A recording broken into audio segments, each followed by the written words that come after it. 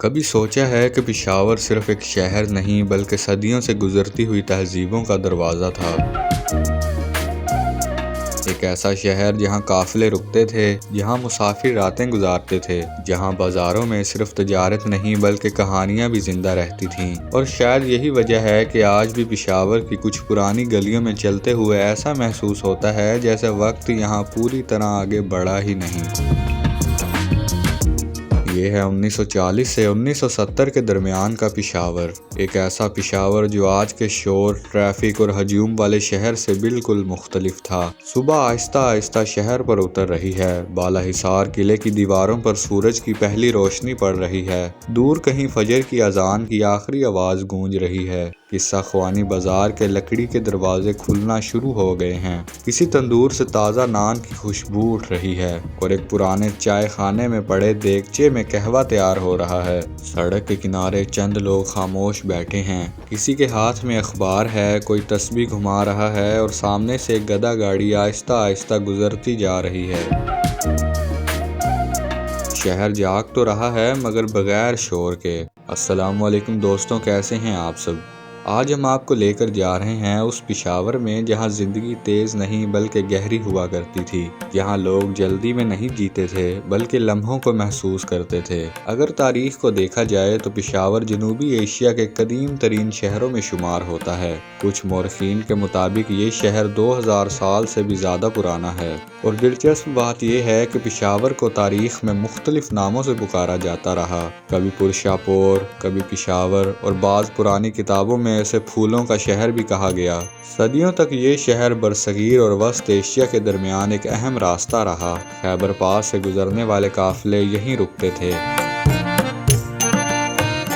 افغانستان سے آنے والے تاجر اپنے گھوڑوں، اونٹوں کے ساتھ یہاں پہنچتے اور پھر ہندوستان کی طرف سفر کرتے۔ اس لیے پشاور صرف ایک شہر نہیں تھا بلکہ مختلف قوموں، زبانوں اور ثقافتوں کا سنگم تھا۔ یہاں پشتو بولی جاتی تھی مگر بازاروں میں ہندکو، فارسی، اردو اور کبھی کبھی ازبک زبانیں بھی سنائی دیتی تھیں۔ مغل آئے اور پشاور ایک اہم تجارتی شہر بن گیا۔ کہا جاتا ہے کہ مغل بادشاہ بابر کو پشاور بہت پسند تھا کیونکہ یہاں کا موسم اور باغات اسے وسط ایشیا کی یاد دلاتے تھے۔ پھر افغان دور آیا، سکھ دور گزرا اور بعد میں برطانوی حکومت بھی یہاں پہنچی۔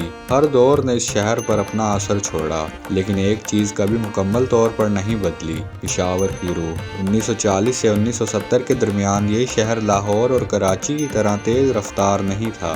یہاں زندگی آہستہ چلتی تھی اور لوگ بھی۔ قصہ خوانی بازار اس وقت پشاور کا دل سمجھا جاتا تھا۔ یہ صرف خریداری کی جگہ نہیں تھی بلکہ ایک زندہ دنیا تھی۔ کہا جاتا ہے کہ پرانے وقتوں میں مسافر رات کو یہاں کے چائے خانوں میں بیٹھتے، اپنے سفر کی کہانیاں سناتے اور لوگ دیر رات تک ان قصوں کو سنتے رہتے۔ کسی نے سمرقند کا قصہ سنایا، کسی نے کابل کے پہاڑوں کا اور کسی نے ہندوستان کے بڑے شہروں کا۔ اسی لیے اس جگہ کو قصہ خوانی بازار کہا جاتا ہے۔ صبح کے وقت بازار میں لکڑی کے دروازے کھل رہے ہیں، چھوٹی دکانوں کے باہر سامان سجایا جا رہا ہے، کہیں خشک میوہ جات کے تھیلے پڑے ہیں، کہیں مسالوں کی خوشبو فضا میں پھیلی ہوئی ہے، اور کہیں چھوٹے کپوں میں گرم قہوہ ڈالا جا رہا ہے۔ قہوہ اس وقت صرف ایک مشروب نہیں تھا بلکہ پشاور کی پہچان تھا۔ لوگ گھنٹوں بیٹھ کر قہوہ پیتے، خبریں سنتے، بحث کرتے اور سیاست سے لے کر شاعری تک ہر موضوع پر گفتگو چلتی رہتی۔ چائے خانے اس وقت سوشل میڈیا سے کم نہیں تھے۔ فرش پر بچھی چٹائیاں، دیواروں پر گھومتے پرانے پنکھے، سامنے ابلتا ہوا قہوہ اور ہر میز پر الگ کہانی۔ یہ وہ وقت تھا جب لوگوں کے پاس بیٹھنے کا وقت ہوا کرتا تھا۔ پشاور کی گلیاں بھی اپنی جگہ الگ دنیا محسوس ہوتی تھیں۔ پرانی اینٹوں کی دیواریں، لکڑی کی کھڑکیاں، قدیم حویلیاں اور اوپر الجھے ہوئے بجلی کے تار۔ کچھ گھروں کے دروازے پر خوبصورت لکڑی کی نقش و نگاری ہوتی جو آج بھی بعض پرانی گلیوں میں دیکھی جا سکتی ہے۔ کچھ گلیاں اتنی تنگ تھیں کہ 2 گدا گاڑیاں مشکل سے ایک ساتھ گزر سکیں، لیکن انہی گلیوں میں اصل پشاور زندہ تھا۔ بچے گلیوں میں کرکٹ کھیل رہے ہیں، کسی گھر سے پشتو موسیقی کی آواز آ رہی ہے اور ایک بزرگ دکان کے باہر بیٹھے خاموشی سے تسبیح پڑھ رہے ہیں۔ یہ وہ پشاور تھا جہاں شور کم مگر زندگی زیادہ محسوس ہوتی تھی۔ دوپہر ہوتے ہی بازار پوری طرح بھر جاتے، کہیں قالین لٹکے ہوئے ہیں، کہیں ہاتھ سے بنی چیزیں رکھی ہیں، کہیں کپڑوں کی دکانیں اور کہیں پرانے ہتھیار فروخت ہو رہے ہیں۔ دلچسپ بات یہ ہے کہ اس وقت پشاور کے بازاروں میں افغانستان اور وسط ایشیا سے آنے والی بہت سی چیزیں ملتی تھیں۔ کچھ دکانوں پر روسی سامان بھی دیکھا جا سکتا تھا اور کہیں ایرانی قالین فروخت ہو رہے ہوتے۔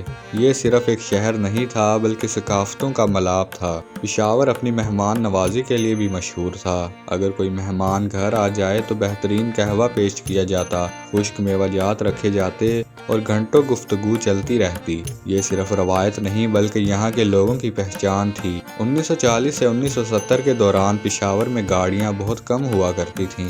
زیادہ تر لوگ پیدل چلتے تھے یا سائیکل استعمال کرتے تھے۔ بازاروں میں گدا گاڑیاں، چھوٹے ٹرک اور کہیں کہیں پرانی بسیں نظر آتی تھیں۔ دلچسپ بات یہ ہے کہ اس وقت بچوں کے لیے سڑکیں آج کی نسبت کہیں زیادہ محفوظ سمجھی جاتی تھیں، اسی لیے بچے دیر شام تک باہر کھیلتے رہتے تھے۔ سڑکوں پر شور کم تھا، اسی لیے شہر کی اصل آوازیں سنائی دیتی تھیں۔ کسی دکاندار کی آواز، دور سے آتی اذان، گھوڑوں کی ٹاپیں اور بازار میں چلتی ہلکی گفتگو۔ شام آہستہ آہستہ شہر پر اتر جاتی ہے، سورج پہاڑوں کے پیچھے غائب ہو رہا ہے، بازاروں میں زرد روشنیاں جل رہی ہیں اور چائے خانوں میں دوبارہ رونق لگ گئی ہے۔ کوئی چائے پی رہا ہے، کوئی سگریٹ کے دھوئیں کے ساتھ باتیں کر رہا ہے اور کوئی خاموشی سے لوگوں کو آتے جاتے دیکھ رہا ہے۔ یہ وہ وقت تھا جب تفریح موبائل فون کے اندر نہیں بلکہ لوگوں کے درمیان ہوا کرتی تھی۔ پشاور کے پرانے سینما بھی اس وقت کافی مشہور تھے۔ کہا جاتا ہے کہ بعض سینما گھروں کے باہر نئی فلموں کے بڑے ہاتھ سے بنے پوسٹر لگائے جاتے تھے اور نوجوان شام کے وقت دوستوں کے ساتھ فلم دیکھنے آیا کرتے تھے۔ گرمیوں کی راتوں میں گھروں کی چھتوں پر چارپائیاں بچھائی جاتی، ٹھنڈی ہوا چلتی اور لوگ دیر تک آسمان کے نیچے بیٹھے باتیں کرتے رہتے۔ کوئی ریڈیو پر خبریں سن رہا ہے، کوئی نور جہاں کے گانے اور بچے بڑوں سے پرانے قصے سن رہے ہیں۔ اگر کبھی بجلی چلی جائے تو پورا محلہ باہر نکل آتا، اور حیران کن بات یہ ہے کہ اس وقت لوگ بجلی جانے پر غصہ کم اور گفتگو زیادہ کیا کرتے تھے۔ یہ وہ وقت تھا جب لوگ ایک دوسرے کے زیادہ قریب تھے۔